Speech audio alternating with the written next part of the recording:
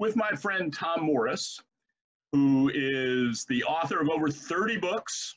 He first became somebody that I was aware of many years ago when I saw in a bookstore if Aristotle ran General Motors, and I had to pick it up, and I became a fan of Tom Morris's then, and I'm a bigger fan today because he is a business philosopher and he ties a lot of things together. And his most recent work is one that I highly recommend to any banker who's trying to navigate through the craziness of COVID-19. I don't know whether you have a copy handy. I've got my copy. I was a Plato's Lemonade Stand. This was published when? Oh, just this past January 2020.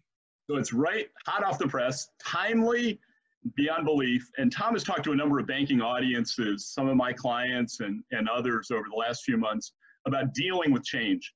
And one of the things that I asked him to talk briefly with us about today is one of the things that I think is tied to anybody who's trying to change or improve. And it's the fact that rarely do we make progress consistently over time. Usually it's 2 steps forward and 1 step back. You have to anticipate obstacles. You have to anticipate hurdles. As a philosopher, Tom talks about different situations in Plato's Lemonade Stand, and he made me revisit the Odyssey by Homer, and thinking about how Odysseus struggled to get back to Ithaca after the Trojan War, and it took him 10 years to do it. And he had to deal with all kinds of adversity. He had to keep his men focused on the mission and getting there, but he made it eventually. But I asked Tom to think a little bit with us about one of the ways that he talks about dealing with change, and it's about dealing with Hill A and Hill B. So Tom, I'm going to turn it over to you. Well, Ned, this has been an amazing image in my philosophical life. Let me tell you about it like this. On Facebook, about a month or two ago, we were in the middle of the stay-in-home, shelter-in-place period, right? It's about April or so, early April. A lady posts on my Facebook stream. She says, "Hey, I was in your audience in Pebble Beach, California, 15 years ago. And I remember you talked about these 2 hills, Hill A and Hill B. I've got an idea about that I want to share with you." And I flashed back right away. I would often speak to very successful companies who were so comfortable in doing things the way they always had. They were resistant to change, resistant to trying anything new. And so I like to tell a story, and I've told it many times. I would say, imagine you're in the woods, out in the mountains someplace, and let's suppose you're leading a group of other people. And imagine that you set it as your goal to get to the highest point in the area from which you'll be able to survey all the surrounding terrain. And from where you stand, there's a certain hill that looks to be the highest. Let's call it Hill A. And your goal is to get to the highest point. Looks like it's Hill A. So you lead the group up the side of Hill A. And you slip and you fall and you struggle, and it's a tougher climb than you would imagine. And finally, you get to the very top, the summit. Now, I drew you guys a picture of this. We'll be really high tech today.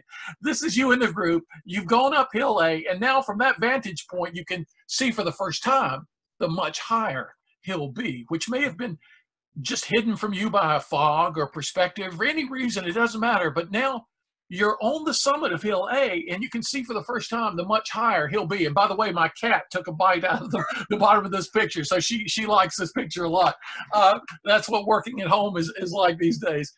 Now, I would say to the audience, look, you're perched atop Hill A, and your goal is to get to the highest point in the area.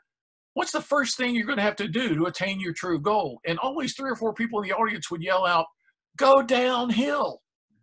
And I would say that's exactly right. You're going to have to go downhill. And when you as leaders suggest that to the other people in your group, what's the first thing they're going to say? Or at least think. They're going to think or say, "Well, what do you mean we have to go downhill? It took us a long time to get up here on Hill A. It was a hard climb. We're very high. We can see a lot from where we already are. Why should we have to go downhill?" Mm-hmm. There are so many people, there are so many businesses, there are so many families stuck on top of Hill A because nobody wants to go downhill. What does that metaphorically represent? Changing what you've most recently been doing, getting outside the proverbial comfort zone, right? But you can never get to that higher hill. In fact, the philosophers say, don't allow what is very good to keep you from what is best. And sometimes we're very comfortable with where we've been, right? But there's something better out there. We're just going to stay put. Tom Peters wrote the first big hit management book, In Search of Excellence. And he portrayed these companies that he considered to be excellent by all these measures.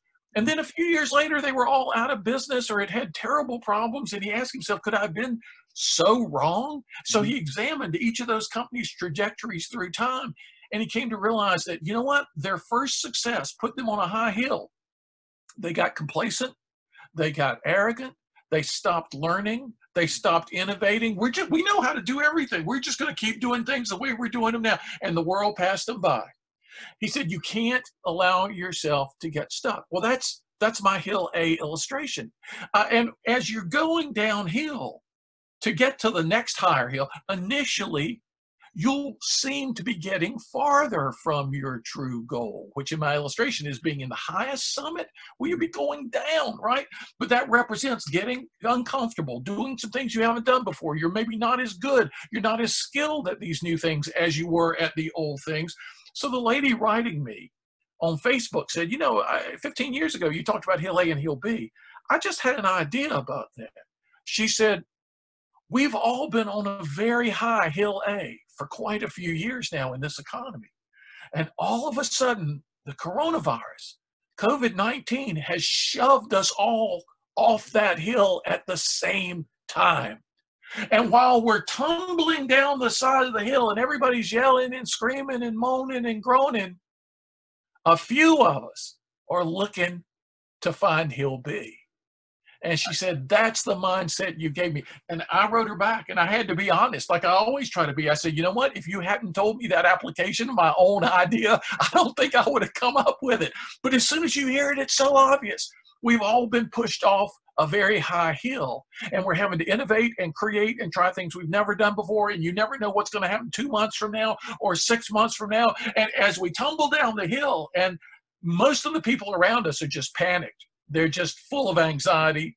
They're full of worry and fear. Those of us who can be looking for Hill B and thinking about what we're doing, not as falling, but as taking the first stage of the journey that could lift us up to a pinnacle we never might otherwise have attained. I think more innovation is going to go on in the next 6 to 12 months than otherwise in all of modern times.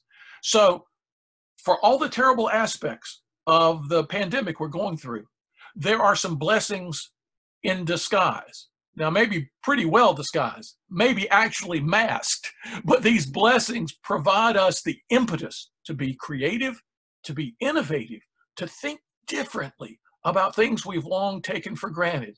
So as a philosopher, I'm just wishing for myself, for you, for all of us, that we find that next Hill B that's really going to prepare us for Hill C. And who knows what's next after that. I think that's great. Definitely applies to bankers. Definitely applies to people who are trying to better themselves or trying to help their teams. There's a quote. There's a quote from Nelson Mandela that you included in Plato's Lemonade Stand, which I'm going to end with here because I think it ties back exactly to how you finished. Nelson Mandela said, "After climbing a great hill, one only finds that there are more hills to climb."